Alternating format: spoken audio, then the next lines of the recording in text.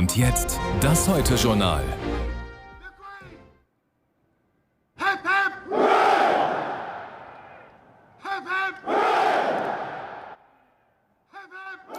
Drei Hurra und ein kleines Lächeln. Bis dahin war es ein sehr ernst blickender König, der da heute vor den Augen der Welt gesalbt und gekrönt wurde. Guten Abend zum Heute-Journal. Eine über 2 Kilo schwere Krone auf dem Kopf und das Wissen, dass das Standing der Monarchie kein Selbstläufer ist, das kann schon auch als Last empfunden werden. Auch wenn man 74 Jahre lang darauf vorbereitet wurde und darauf gewartet hat. Wer sich die Krönungszeremonie heute angesehen hat, konnte jedenfalls eine Vorstellung davon bekommen, wie Könige zu den Zeiten, als sie tatsächlich noch Herrscher waren, das Publikum beeindruckten. Jasmin Herrlein berichtet aus London. Es hatte von Anfang an wohl kaum Zweifel gegeben, dass dies ein außerordentliches Spektakel werden würde. Pomp and Circumstance, Glanz und Gloria, das können die Briten nun mal zur Perfektion. Und wann könnte man das besser zur Schau stellen als bei der Krönung eines Monarchen? Da gibt es vergoldete Kutschen mit Juwelen besetzte Kronen und edle Roben. Eine Kirche so mit Gesang füllen, dass auch den Letzten irgendwann ein Gefühl der Rührung überkommt, ist auch weitgehend Teil des Plans.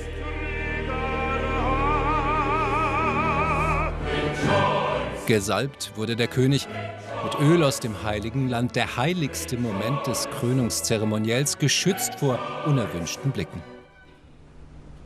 Dann der Augenblick, da Charles III. Vom Erzbischof von Canterbury die Krone aufgesetzt bekam. God save the King! God save the King! Auch Königin Camilla wurde gesalbt und gekrönt, nur ein bisschen flotter als ihr Ehemann. Laute Jubelschreie des Volkes ließen sich nicht vernehmen, als der König die Abbey verließ, aber das mochte vielleicht daran liegen, dass es aus Sicherheitsgründen zu weit weg war und die Glocken so laut läuteten.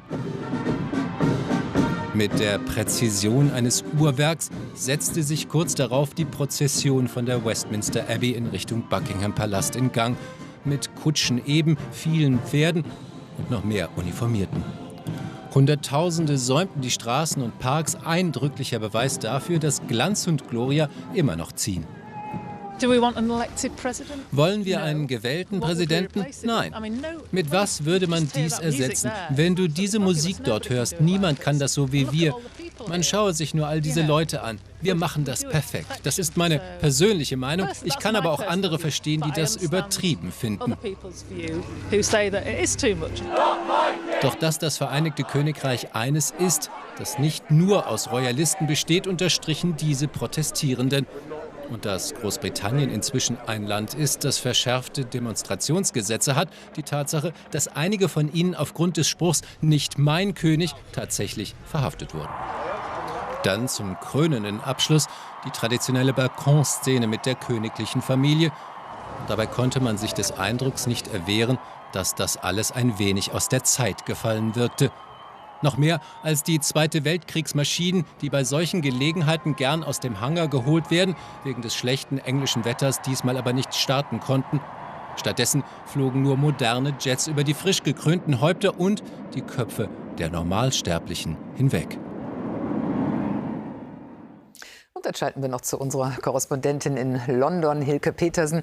Hilke, das war jetzt Glanz und Gloria des alten Empire, das da heute zur Schau gestellt wurde. Aber die Realitäten im Vereinigten Königreich, die sind ja eigentlich andere, oder? Ja, wie geht es dem Königreich von Charles III.? Es geht dem Land wirtschaftlich nicht gut. Es erlebt massive Streikwellen seit sehr langer Zeit, das ganze Berufsgruppen demoralisiert zurücklässt. Das staatliche Gesundheitssystem NHS droht in Teilen zu kollabieren. Und politisch ist es in den einzelnen Landesteilen extrem schwierig. In Schottland etwa kämpft die regierende SNP darum, nicht auseinanderzubrechen nach einem massiven Finanzskandal. Gucken wir nach Nordirland. Dort verweigert die unionistische DUP ins Regionalparlament einzuziehen, seit über einem Jahr aus Protest gegen mit der EU gefundene Handels- und Grenzregeln. Das bedeutet, dass es ein Landesteil, der unregiert ist und ohne Haushalt dasteht tatsächlich. Und der britische Premierminister Rishi Sunak steht einer ausgelaugten Partei vor. Sie ist geschwächt durch Brexit-Kämpfe und durch Experimente mit Premierministern wie Boris Johnson und Liz Truss. Es hat in den letzten Tagen hier lokale Wahlen gegeben. Da haben die Tories, die Konservativen, deutlich verloren. Labour ist im Aufwind und hofft darauf, dass sie vielleicht bei den Wahlen irgendwann im Laufe des nächsten Jahres einen Regierungswechsel herbeiführen können. Dankeschön, Hilke, nach London. Eine Art Krönungsmesse gab es heute auch in Nürnberg. Die CSU kürte Markus Söder zu ihrem Spitzenkandidaten für die Landtagswahl im Oktober. Mit quasi monarchischem Ergebnis unangefochten. Wobei man sich bei Markus Söder natürlich immer ein bisschen fragt, ob das Ministerpräsidentendasein für ihn immer noch der Traumjob ist, der er für ihn mal war. Hat man erst mal nach einer Kanzlerkandidatur gegriffen, wirkt vielleicht selbst der Freistaat Bayern nicht mehr ganz so prächtig. Sollte es so sein, dürfte er sich das aber natürlich niemals anmerken lassen. Stefan Leifert berichtet. Am Ende, als die Parteitagshalle schon durchgefegt wird, gibt es noch dieses Bild. Markus Söder ganz buchstäblich bemüht, das Image der One-Man-Show zu brechen. Mehr Team, mehr Themen, mehr Zwischentöne. Der CSU-Chef versucht heute einen kleinen Schwenk. Ich bin hoffentlich reifer geworden in der Zeit, vielleicht auch gelassener. Natürlich macht man weiter Fehler, aber aus jedem Fehler lernt man. Ich setze mehr, und das habe ich gelernt, mehr auf Team als je zuvor. Doch die Regie dieses Parteitags spricht eine andere Sprache, ist ganz allein auf einen ausgerichtet. Per Handzeichen und mit 100% kürt die CSU ihren Vorsitzenden zum Spitzenkandidaten. Ich gratuliere uns dazu, ich bedanke mich bei euch und wünsche uns als CSU eine starke Zukunft. Vielen Dank. Nun ist die Landtagswahl ganz allein seine Wahl. In 100 Minuten Rede hat Söder sich mehr als sonst durch Bayern-Themen gekämpft. Wahlkampfschlager aber sollen Attacken auf Ampel und Grüne werden. Heute die Greichen-Affäre. Das ist nichts anderes als grüne Korruption. Habeck muss Greichen entlassen, sonst ist die Verwandtenaffäre Greichen eine Affäre Habeck. Und ich sage das mal deutlich, auch manche Grüne im Bayerischen Landtag: Wenn ihr noch einmal das Wort Filz ernsthaft in den Mund nehmt, löst eure eigenen Probleme, anstatt Ratschläge den anderen zu geben. Die Grünen, einst Traumpartner, sind Söders Hauptgegner in diesem Wahlkampf. Wokeness, Gendern, Klimakleber, alles, was grün ist oder sich so anfühlt, rührt Söder zum deftigen Feindbild zusammen. Und ein Teil der politischen Klasse redet so einen Unsinn und Schafscheiß. Das kann doch nicht der Ernst von Verantwortung und Kompetenz sein, oder? Das ist im Grunde dieser Hinweis, wir hören genauer hin, als die Ampelparteien sind. Und das ist im Grunde auch dieser Vorwurf, die Ampelregierung, insgesamt Berlin, sei viel zu weit weg von dem, was die Leute tatsächlich bewegen würde. Damit versucht man zu punkten. Die Umfragen sind gerade gut für die CSU, über 40%. Die Kritik an Söder vorerst verstummt. Natürlich ist es auch so, dass, wie soll man sagen, man nicht mit jeder Position auch immer einverstanden ist. Das ist aber gerade bei der Volkspartei immer der Fall. Man muss jemanden ja nicht lieben. Wenn er gute Arbeit macht, dann muss er dadurch überzeugen. Die CSU kann sehr ungnädig sein, wenn ihre Vorsitzenden nicht liefern. Die eigentliche Bewährungsprobe des Markus Söder steht noch bevor. Bundeskanzler Scholz ist zu Besuch in Kenia. Das Land, das all die Afrikaschönheiten bietet, die Touristen suchen. Elefant, Zebra und Co. Aber Safari steht für den Kanzler nicht auf dem Programm. Er kommt als Handelsreisender. Grüne Energien sind es, die ihn interessieren und für die der afrikanische Kontinent ein gewaltiges Potenzial bietet.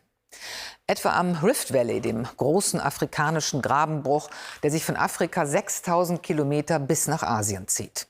Entstanden durch die Abspaltung der afrikanischen von der arabischen Kontinentalplatte. Was der deutsche Kanzler dort zu sehen bekam, berichtet Susanne von Lojewski.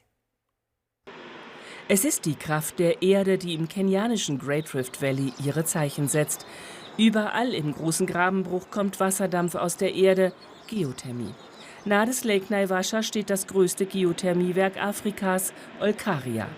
Beim Aufbau hat die deutsche Förderbank KfW mit günstigen Krediten über 215 Millionen Euro geholfen. Diese Energiequelle ist grün und erneuerbar. Sie ist nachhaltiger als viele andere Energiequellen. Und Deutschland war uns sehr behilflich in diesem Bereich. Schon vor langem hat Kenia den Beschluss gefasst, ausschließlich auf erneuerbare Energien zu setzen. Bis 2030 will man bei 100% sein. Ein Vorbild für Deutschland, auch deshalb ist der Kanzler nach Kenia gekommen. Zeit für Ausblicke auf die herrliche Landschaft gibt es kaum. Olaf Scholz will etwas von Afrika lernen. Dass man seine natürlichen Gegebenheiten nutzen soll, ist sicherlich das, was wir hier ganz konkret sehen. Wir haben keine vulkanischen Regionen wie diese hier in Deutschland, aber wir haben sehr viele Gegenden und Landschaften, in denen Geothermie gute natürliche Voraussetzungen hat.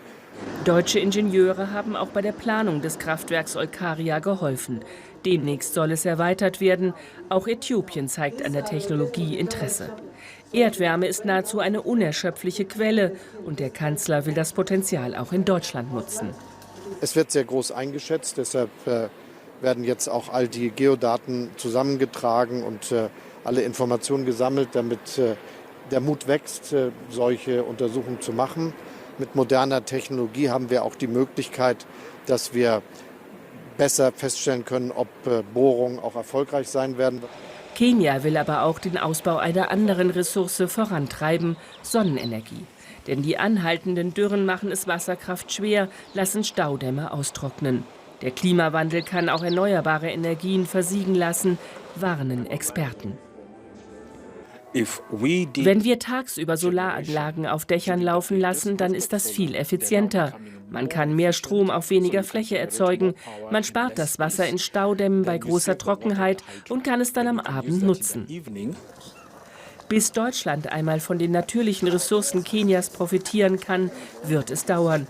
Doch es geht um Zusammenarbeit und darum, die globalen Herausforderungen zu bewältigen.